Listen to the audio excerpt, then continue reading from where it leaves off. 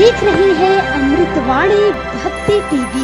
हमारी संस्कृति हमारी पहचान। सब परिवार लौट गया। माता देवकी की व्यथाएं वो ही जानती थी। कृष्ण अपना मन चुप और शांत बना वापिस चले गए। प्रजा वापिस चली गई। सब लोग बैठे थे। एक नव दीक्षित मुनि भगवान के पास बैठे थे। दिन का तीसरा प्रहर आया। गसुकमाल भगवान के चरणों में आए, वंदना की और वंदना करके बोले, भगवान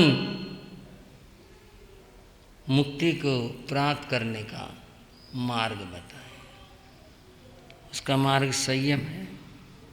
भगवान शीघ्र से शीघ्र मोक्ष प्राप्त हो, मेरे मन में ये उत्कट भावना है। ऐसा कोई मार्ग हो तो मुझे बताएं। मार्ग तो है पर बहुत कठिन है। मुझे कठिन की चिंता नहीं है, आप कृपा करो मुझे बताओ वो क्या मार्ग है। भगवान ने कहा, साधु की 12 प्रतिमाएं होती हैं। उनमें जो 12वीं प्रतिमा है वो बहुत कठिन है।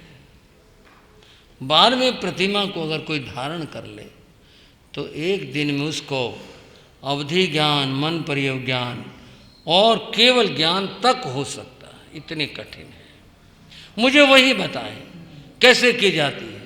भगवान ने कहा, शमशान में जाकर एकांत में अकेले वहाँ जाकर ध्यान किया जाता है। ध्यान की विधि प्रभु ने बताई, ऐसे किया जाता है। और उसमें कोई उपसर्ग अगर आ जाए तो वह सहन करना होता है। मैं यही करना चाहता हूँ। गसुकमाल बहुत कठिन है, मुझे इसकी चिंता नहीं है। भगवान मुझे आज्ञा प्रदान करो। भगवान की आज्ञा लेकर के गसुकमाल मुनि चल दिए। पहला ही दिन है। दिन का चौथा पैर शुरू हुआ है। वे जा रहे थे, द्वारका के बाहर आ गए।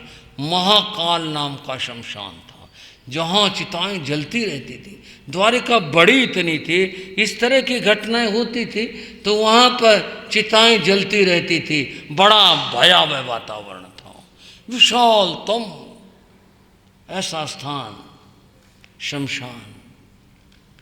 वे अकेले वहाँ गए। कहीं खोपड़ी पड़ी थी, कहीं हड्डियाँ पड़ी थी, कहीं चिताएं जल रही थी, कहीं चिताएं ठंडी हो रही थी। कोई भय नहीं, मन में किसी प्रकार का भय नहीं। वो जीवन की नश्वरता का दर्शन कर रहे थे। एक स्थान देखा, साफ था, किसी प्रकार का वहाँ कोई घास, कोई तृण नहीं था।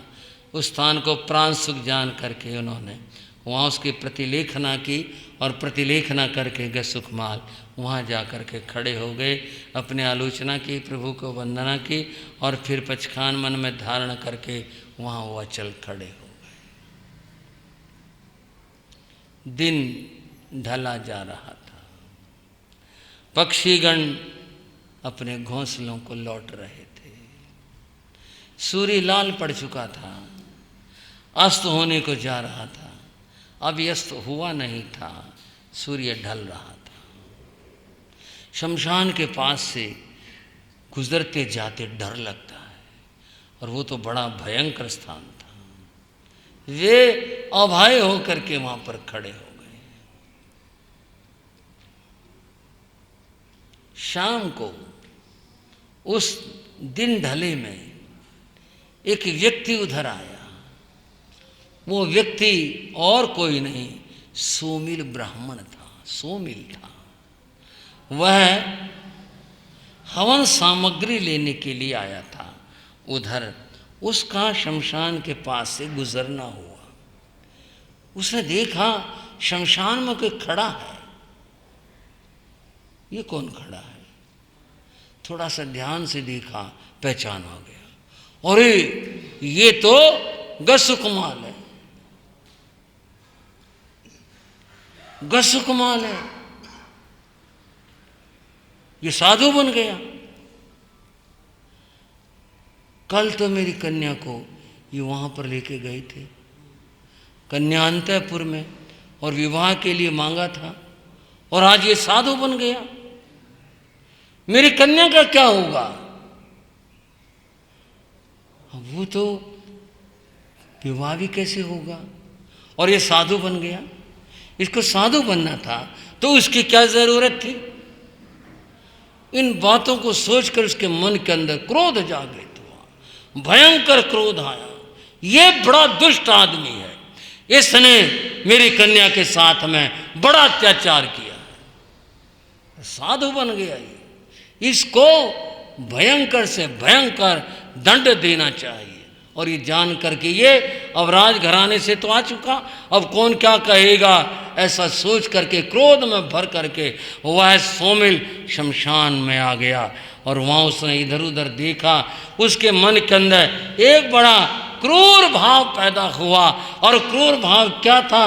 वहाँ पर छोटा सा तालाब था, पानी था उसमें। उसने उसके किनारे से मिट्टी निकाल ली और जिसे गारा कहते हैं वो गारा निकाल करके लाया और गसुकमाल मुनि के सर के चारों ओर उसने एक पाल जैसे बना दी, मिट्टी चारों ओर लगा दी। और फिर जिसके क्रूर विचार थे उसके अनुसार उसने एक फूटा हुआ ठीकरा उठाया और जलती हुई एक चिता से जो खैर नाम की लकड़ी का अंगार थे उसमें उसने ठीकरे में भरे और भर करके लाया। और ला करके उसने गसुकमाल मुनि के सर के ऊपर उंडेल दी। कितना भयंकर और क्रूर कर्म उसने किया, कितना भयंकर कार्य उसने किया।